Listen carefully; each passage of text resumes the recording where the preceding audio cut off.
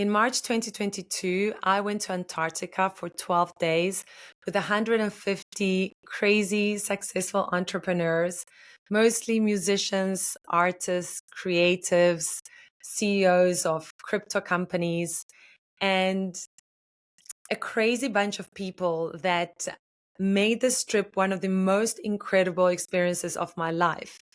Because not only were we at a place that is absolutely breathtakingly beautiful with ice and penguins and zero human intervention, but also the experiences that they created every single day on the ship were unbelievable. From crazy parties to meditations to jumping in the water naked. It was surreal to say the least. But what it left me with is something that has been one of the best lessons of my life. And that is that everybody on that trip was 100% uniquely themselves. They were doing things because they really believed in what they were doing, because it was truly their passion. It was what they loved, what they were good at. No one was following anybody else, and nobody was like anybody else. And I remember at one point dancing on the ice with headphones on, listening to one of the best pianists in the world play the most beautiful music on this huge piano that he had brought from United States. I was sitting on the ice and I was surrounded by these 150 beautiful, crazy people, thousands of penguins around us.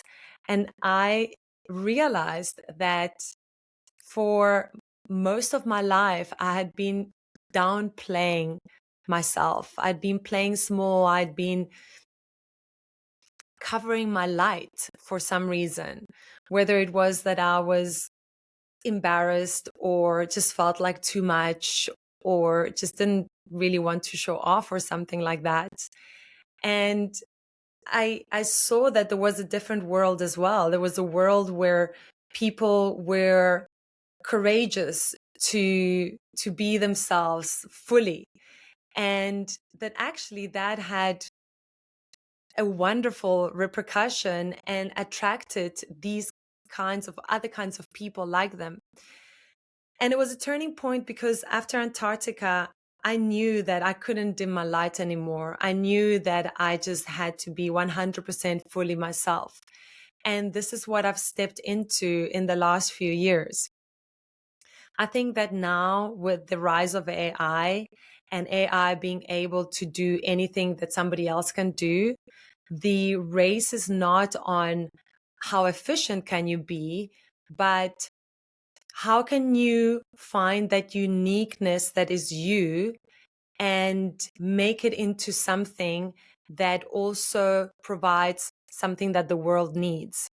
So finding the things about you that make you you, that serve a purpose and a solution in the world, because that is going to be something that no one else can do except you. And to give you an example, my roommate, her name, or what she called herself, was the dining dominatrix. And when I said to her, why and what is it that you do? She said, well, look, it's very simple. I love food. I love art. I love poetry. I love sex. I love pleasure. And so I create these incredible, unique experiences for people where I bring in a chef and I just have this night where I teach people how to enjoy and how to fall in love with food and do it in a sexy way.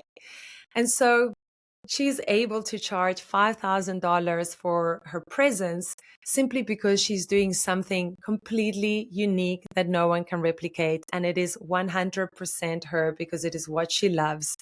And she's just put it together in a package. Now, of course, we do need systems and a business structure around whatever it is that we decide to do. But our edge is going to be not on efficiency and how much output we can do, but rather on how clear we are on who we are, how clear we can communicate that to others, and how aligned we are with that purpose. I think that we are living a very exciting period in history. I think that 100 years from now, or 50 years from now, we'll be looking back at 2026 and realizing what a turning point in history this is, and what an opportunity to build something with ourselves and in community. And so perhaps the question is not so much what can AI do for me, or what can I do with AI, but what is it that only I can do? And how can I use AI to help me be more of that? If you're interested in how we're building the spiritual infrastructure of the future, from AI to practitioners to new kinds of communities, then subscribe to the channel and join the conversation. And if you'd like to keep exploring this series, click on one of these videos right here.